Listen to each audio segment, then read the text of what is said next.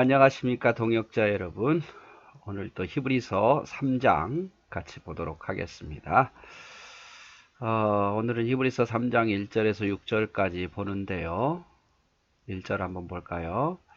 그러므로 함께 하늘의 부르심을 입은 거룩한 형제들아, 우리의 믿는 도리의 사도이며 대제사장이신 예수를 깊이 생각하라 라고 표현합니다. 깊이 생각하라. 세 부분으로 좀 나눌 수 있는데요. 자, 그러므로 라는 단어가 또 나오죠. 함께 하늘의 부르심을 입은 거룩한 형제들. 이게 누굽니까? 바로 저와 여러분이죠. 함께 같이 하늘의 부름을 입은 하나님의 선택을 받은 거룩한 형제들아. 우리를 향해서 뭐라고 말하냐면 우리들에 있어서 믿는 도리의 사도시며 대제사장 되신 예수를 제일 중요한 단어 깊이 생각하라. 깊이 생각하라. 유대인들의 유혹에 의해서 다시 예수님을 버리고 떠나는 자들이 많았다라고 말씀을 드렸죠. 유대인들 핍박 때문에. 그런데 오늘 히브리서 기자가 다시 한번 권면합니다. 다시 한번 예수님을 깊이 생각하라. 깊이 생각하라. 너희는 우리와 함께 하늘의 부름을 입은 거룩한 형제들이 아니냐. 우리가 믿는 그 예수는 믿는 도리의 사도시며 우리의 대제사장이신 예수님을 다시 한번 생각해 보라. 깊이 생각해 보면 우리가 예수님을 떠날 이유가 없지 않느냐. 떠나가야 할 이유가 없지 않느냐 이 말입니다. 그래서 세 가지를 함께 좀 보는데, 첫째로는 우리가 누군가. 저와 여러분이 어떤 사람입니까? 함께 하늘의 부르심을 입은 자들입니다. 함께 하늘의 부르심을, 즉 하나님께 택함 받은 자들이다 그 말이죠. 자격 없는 우리를, 저와 여러분을 선택해서 은혜로 불러주신 분, 그렇게 부르셔서 축복의 길로 우리를 불러주신 거죠. 하나님의 자녀, 또 영생, 또 죄사함 얻게 하시고 천국에 이르게 하는 그러한 일에 우리를 불러주셨다 그 말이에요. 우리를 불러주셨다. 1절에 보니까 함께 하늘의 부르심을 입은 거룩한 형제들아. 함께 하늘의 부르심을 입은 거룩한 형제들아. 그래서 우리는 저나 여러분이나 하나님의 부름을 받은 자들이에요. 하나님이 우리를 선택했다 그 말이죠. 내가 잘해서 선택한 것이 아니라 자격이 없었는데 하나님이 나를 선택했어요. 근데 그 선택이 복된 거죠. 왜? 그 선택을 받았다는 것은 축복을 받는다는 거예요. 즉 자녀가 되었다는 거고 하나님의 영원한 생명을 얻었다는 것이고 죄사함 받는다는 것이고 천국에 이르게 된다는 것이니까 자격 없는 우리를 하나님이 부르셨다. 이거는 은혜입니다. 이것만 우리가 생각해도 얼마나 우리 감사할 일입니까? 함께 하늘의 부르심을 입은 자들, 저나 여러분이나 하나님께 선택받은, 같이 선택받은 자들이에요. 그리고 우리는 거룩한 형제들입니다. 거룩한 자매들이고, 저의 아버지도 하나님이고 여러분의 아버지도 하나님이에요. 그리고 우리 형제 되신 예수 그리스도의 피로 우리는 형제가 됐어요. 자매가 됐어요. 그러면 우리는 어떻게 지내야 돼요? 가족처럼 서로 동역하면서 지내야 된다 그 말이죠. 아주 중요한 말씀이죠. 함께 하늘의 부름을 받은 저와 여러분, 그리스도 안에서 한 아버지를 모시고 있는 거룩한 형제가 된 저와 여러분, 우리는 남남이 아니라 아주 가까운 사이 가족이고 같은 목적을 따라 하나님 영광을 위해 살아야 될 사람이다 그 말이죠. 함께 하늘의 부름을 입은 거룩한 형제들아, 이렇게 말하면서 그 다음에 예수님은 누구신가에 대해서 또 이야기하죠. 예수님은 믿는 도리의 사도다 이 말이에요. 믿는 도리의 사도. 이 사도가 하는 일은요, 사도는 주로 가르치는 일을 했어요. 가르치는 일. 가르치는 일. 그래서 믿음의 도리, 믿음의 근본이 되신 예수님의 말씀을 귀를 열고 들어야 된다. 그 말. 귀를 열고 들어야 된다. 자, 본문 볼까요? 함께 부르심을 입은 거룩한 형제들아, 우리에게 있어서 믿는 도리의 사도, 믿는 도리의 사도. 그래서 예수님은 우리를 늘 가르치셔요. 믿는 도리, 복음을 가지고 우리를 가르치시는 분이에요. 물론 예수님의 제자를 사도라 그러죠. 근데 그보다 더 높으신 사도가 바로 예수 그리스도죠. 믿는 도리의 사도 되신 예수님을 깊이 생각하라, 이 말은 예수님께서 우리를 가르치신 그 내용을 깊이 생각하고 흘려듣지 말라 그 말이죠. 어쩌면 사복음서는요, 예수님이 우리에게 가르치는 내용이 들어있고, 마태, 마가, 누가, 요한은 예수님의 가르친 내용, 사도행전은 또 예수님께 가르침을 받은 그 사도들의 행한 행적이 기록되어 있는 게 사도행전이고, 또 서신서, 각종 서신서, 로마서부터 비롯해서 요한계시록까지는 예수님께 가르침 받은 그 제자들이 또 가르친 내용이에요. 그래서 결국에는 예수님의 가르침이 핵심이죠. 사복음서는 예수님이 가르친 내용이고, 사도행전은 그 가르침을 받은 제자들의 행적이고, 서신서는 그 가르침을 받은 제자들이 또다시 우리들에게 가르친 내용이 서신서죠. 그래서 믿는 도리의 사도, 믿는 도리의 사도. 그래서 예수님은 우리에게 복음을 가르치시는 분이다 이 말이에요. 그러므로 그 복음을 귀 있는 자는 들을지어다. 들어라 그 말이에요. 들어라. 그 다음에 예수님에 대해서 뭐라고 말하냐면 대제사장이신 예수. 원래 제사장은요, 하나님과 인간 사이의 중보자 역할을 합니다. 즉 어떤 인간이 하나님의 뜻을 알고자 할 때에 이 제사장을 통해서 알 수 있는 것이고, 또 하나님의 뜻을 제사장을 통해서 인간에게 전해주는 거예요. 그래서 제사장은 중보자 역할을 하는 거죠. 중매자 역할. 그런데 여기서 보면 예수님이 대제사장이다 하면 대제사장이신 예수. 그래서 우리가 하나님 앞에 죄를 해결할 수 있는 방법, 또 우리의 어떤 소망을 이룰 수 있는 방법은 예수님께 가지고 가야 되는 거예요.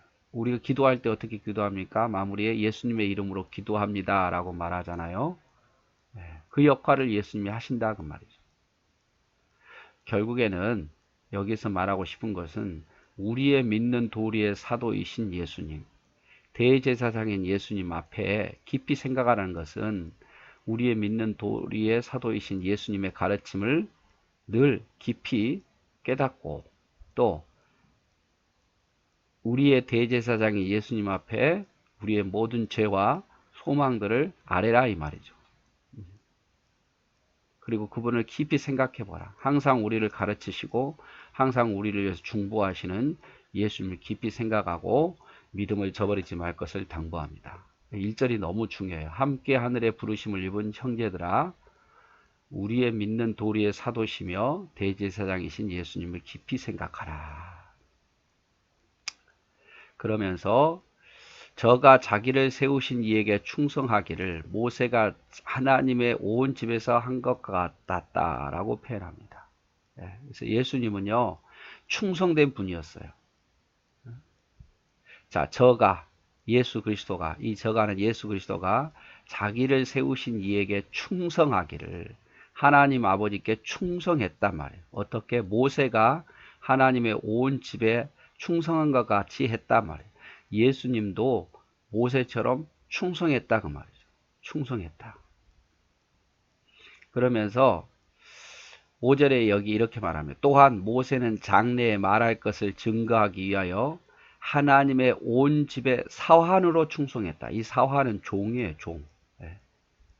하나님 앞에서 종으로서 충성했는데 그리스도 예수님은 그 집 맞은 아들로 충성했다. 아들로.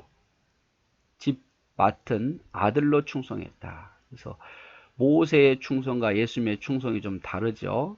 여기 2절에는 예수님께서 모세처럼 충성했는데 예수님의 충성은 그 집의 아들과 같은 마음으로 충성했고, 모세는 그 집의 종과 같이 사환처럼 충성했다 그 말이에요. 그래서 모세는 사환으로 충성했고 그리스도는 아들로 충성했고, 어떻게 보면 종이 충성하는 것은 어떤 책임감, 의무감이지만 아들로 충성한 것은 뭡니까? 자원해서 하는 거죠. 예수님의 충성이 모세의 충성보다 훨씬 더 뛰어나다는 거죠. 결국 여기서 말하고 싶은 것은 예수님 모세보다 훨씬 더 충성된 분이고 어떤 책임감이 아닌 자의적으로 충성했음을 이야기하고 있는 거예요. 그리고 3절에 저는 예수 그리스도는 모세보다 더욱 영광을 받을 만한 것이 마치 집 지은 자가 그 집보다 더욱 존귀함과 같으니 집마다 지은 이가 있으니 만물을 지으신 이는 하나님이시라. 무슨 말이냐면 예수님께서 모세보다 더 크단 말이에요. 모세보다. 우리가 1장에서는 예수님은 선지자보다 크다. 2장에서는 천사보다 크다. 3장에서는 모세보다 크다는 거죠. 왜? 모세는 그 집과 같은 존재죠. 그러니까 집이 아주 중요하죠. 그러나 예수님은 그 집을 지은 자예요. 그러니까 여러분, 집이 더 중요합니까? 집을 지은 자가 더 중요합니까? 건물을 허물어지면 다시 집을 지은 자가 있으면 지으면 되는 거예요.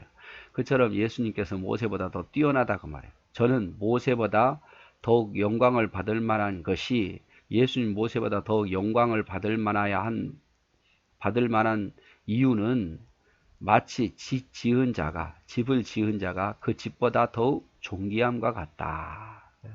그래서 예수님은 그 집을 지은 자고 모세는 그 집과 같은 존재니까 예수님이 더 영광 받을 만한 자고 크신 자다 이 말이죠.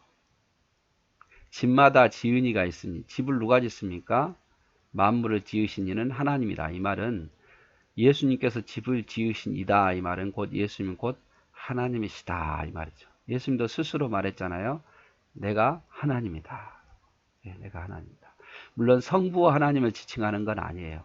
예수님도 하나님, 성부 하나님도 하나님, 성령 하나님도 하나님이에요. 네. 그래서 삼위일체라고 말하죠. 자, 그러면서 이제 6절에 그리스도는 그 집을 맡은 아들로 충성하였으니 우리가 소망의 담대함과 자랑을 끝까지 견고히 잡으면 그의 집이라. 우리 역시 소망을 가지고 담대함과 그리고 인내하면서 끝까지 그것을 붙잡으면 우리도 모세처럼 충성된 집이 될 수 있단 말이에요. 모세처럼. 소망을 가지고 담대함과 끝까지 견고히 잡으면. 그래서 히브리서 1장은 예수님은 선지자보다 크다. 2장은 천사보다 더 크다. 3장은 모세보다 더 크다. 이것을 지금 설명하고 있어요. 그래서 예수님은 모세처럼 충성된 분이셨다. 2절에 말하고 그러나 모세는 사환으로서 종으로서 충성했고 예수님 아들로 충성했기 때문에 결국 예수님 모세보다 더 충성된 분임을 강조하고 있죠. 그리고 모세는 지은 집이라면 예수님은 지으신 분이다. 지으신 분이 집보다는 더 크죠. 그러므로 우리 역시 소망을 가지고 담대함으로 끝까지 붙잡으면 우리도 모세처럼 하나님의 집이 될 수 있고 충성된 자가 될 수 있다 그 말이죠. 결론적으로 말하면 우리는 충성된 종이 되잖아요. 충성된 종. 맡은 자에게 구할 것은 충성. 여러분, 우리는 충성해야 돼요. 충성된 자. 세상 사람들은 말하죠. 그렇게 충성되면 야, 너 바보야. 너 어떤 것에 충성해. 사람들은 보이는 것으로 판단하잖아요. 그러니까 교회 일 하면 당장에 천국도 안 보이고 하나님도 안 보이는데 뭘 그렇게 열심히 하냐. 적당히 하지. 너 이득을 위해서 하지. 이러지 말하지만 여러분, 보이는 게 전부가 아닙니다. 우리는 하나님 살아계심을 믿고 천국도 있다는 것을 믿고 말씀대로 되어진다는 것을 믿기 때문에 그 믿음을 가지고 우리는 충성된 자가 돼야 돼요. 하나님의 일에 있어서. 그리고 하나님의 일에 담대함과 인내함으로 끝까지 붙잡으면 승리합니다. 그러나 사단은 끝까지 충성하지 못하게 만들죠. 그렇게 끝까지 감당하지 못하도록 유혹할 거고 충성되지 못하도록 끝까지 감당하지 못하고 우리 유혹하겠지만 유혹에 넘어가지 않았으면 좋겠습니다. 그래서 히브리서 3장 1절에서 6절에는 우리가 누군지 함께 하늘의 부름을 입은 자 거룩한 형제들 또 예수님이 누군지 믿는 도리의 사도며 대제사장이신 예수님 그분을 깊이 생각하고 떠나지 말 것을 당부합니다. 그러면서 예수님은 모세처럼 충성된데 오히려 예수님은 아들로서 충성했다면 모세는 사환으로 충성했으므로 예수님의 충성이 더 큰 것이고 또 모세는 집이라면 예수님은 그 집을 지으시니까 예수님이 훨씬 더 영광받을 만한 분이다 라고 생각합니다. 그러면서 당부하기를 우리는 소망을 가지고 배도하지 말고 주님 버리지 말고 담대함과 끝까지 견고하게 잡으면 우리가 충성된 종으로 복을 받을 거다라고 히브리서 기자가 당부하고 있는 내용입니다. 네, 여기까지 하도록 하겠습니다. 사랑하고 축복합니다.